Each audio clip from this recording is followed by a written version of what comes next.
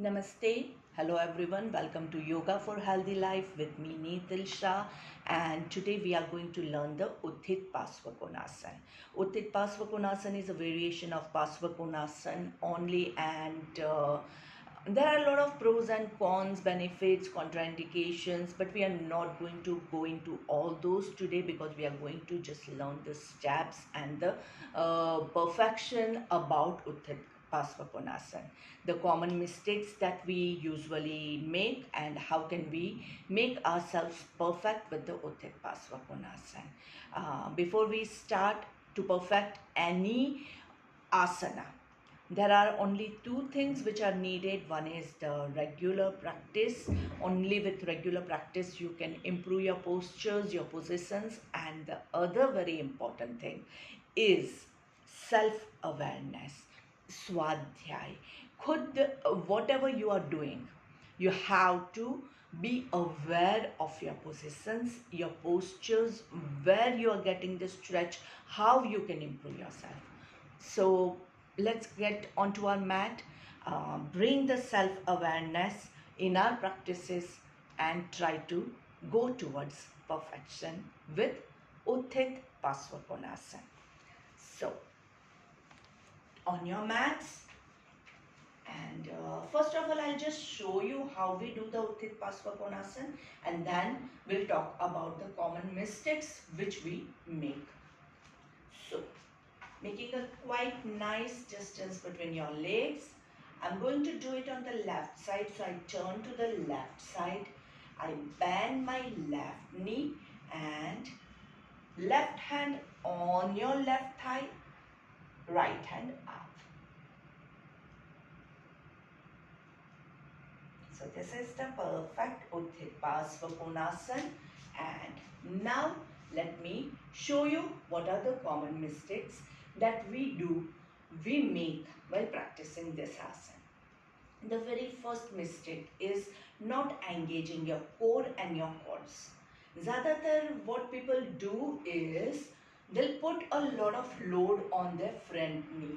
That is the worst of the mistake with any of the Virabhadrasana series or any asana where you're bending your knee. Make sure your knee is never overloaded. The whole load is on your quads. This part will be like pulling like anything. It will be totally loaded, and that's the purpose of this asana. So if you are feeling comfortable, it means you are putting the load on the knees. So make sure your quads have to be loaded. Okay, the second common mistake which people do is the body weight will be on the knees and you are moving your leg, your knee beyond your ankle. This is the second worst position. Remember, your knee should not go beyond your ankle. There is a straight line which has to come over here. This is wrong. You can see my knee is going beyond my ankle. So that is a wrong position, and that will put more load on your knees. Okay. So front knee, front leg, we have already discussed. The third mistake that we do is we put a whole body weight over here. Please, no. That is not what the asana is for. You use your core strength. You are just touching over here. You are not putting the whole body over here. You are not slipping on your legs. Be mindful about that. Okay. The next comes your back leg. You should be having the groins fully pulling apart. You should be able to pull your groins. You should be able to feel the inner thighs working over here. Okay, so this is hold that. Don't do the forward bend. Make yourself straight. The whole body is in one line over here. And the last very important tip over here is the back leg, the hips. Watch carefully. Normally this is where your hips are, and you will push them over here without pushing this knee forward. Straighten yourself and the upper hand straight. And now you'll feel your quads are breaking like anything. Your core is totally engaged. Your groins are pulling and you'll feel super. If the asana is easy for you, it means that you're doing something wrong. It has to be giving you the stretch from inside. But that stretch will give you happiness.